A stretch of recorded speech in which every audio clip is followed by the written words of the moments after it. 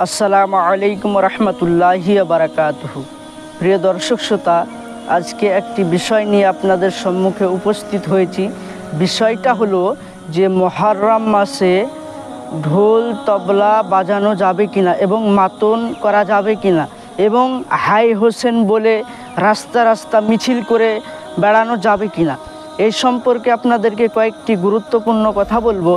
সর্বপ্রথম মনে রাখবেন যে হাই হোসেন করে শরীরে ছুরি মারে, ব্লেড মারে দিয়ে রক্তপাত করে, এগুলো করা যাবে না।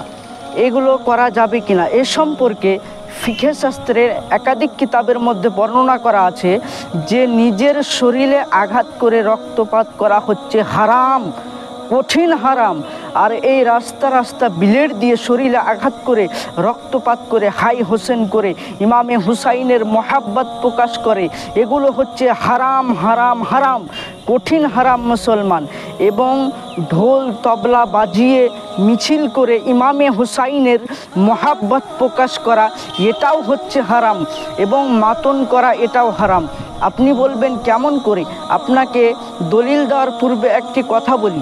ধরুন আপনার বাড়িতে কোনো সন্তান বা আপনার পিতা মারা গিয়েছে, তো যেই দিন মারা গিয়েছে তো 1 বছর পরে তার বার্ষিক হিসাবে আপনি যদি ঢোল বাজান, তো আপনি এটা যদি করেন তো আপনাকে আপনার গ্রামের লোক চটি দিয়ে পিটাই করবে। আপনি যদি এমনটা করেন, আপনার সন্তান মারা গিয়েছে, আপনি যদি বার্ষিক 1 বছর পরে ঢোল বাজনা করে জুলুস করেন, তো আপনাকে সেটা চটি পিটা করবে। কারণ এটা আপনি কখনোই মানতে পারবেন না যে আপনার পিতা দুনিয়া থেকে চলে গেল, আপনার সন্তান চলে গেল, এর কারণে আপনি কি করছেন? ঢোল বাজাচ্ছেন, ঢোল বাজিয়ে খুশি উল্লাস করছেন।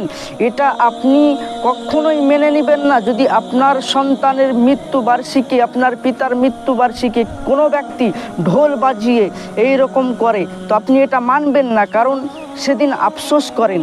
আর ইমামে হুসাইনের মহাব্বত প্রকাশ করে গিয়ে এই ঢোল বাজনা করা শরীয়তের নাজদিকে কঠোরভাবে হারাম। ফিকহ শাস্ত্রের একাধিক কিতাবের মধ্যে লিপিবদ্ধ করা আছে।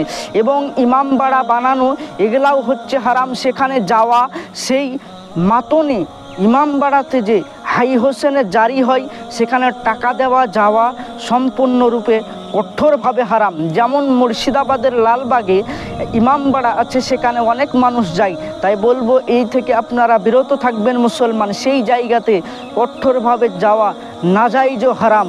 মুসলমান নিজের ব্রেনে ভাবুন যে কোনো একজন ব্যক্তি দুনিয়া থেকে চলে গেল, আপনি ঢোল বাজনা বা নাচ গান করছেন, হাই হোসেন করছেন, এটা কিভাবে জায়েজ হতে পারে?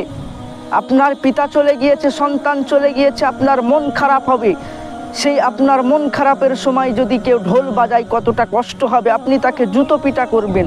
তো আপনার সন্তানের মৃত্যুবার্ষিকী ঢোল বাজনা যদি সহ্য না করতে পারেন, তো ইমামে হুসাইনের কেমনভাবে আমরা সহ্য করব বলুন? এটা করা কখনোই যাবে না শরীয়তের নজদিকে।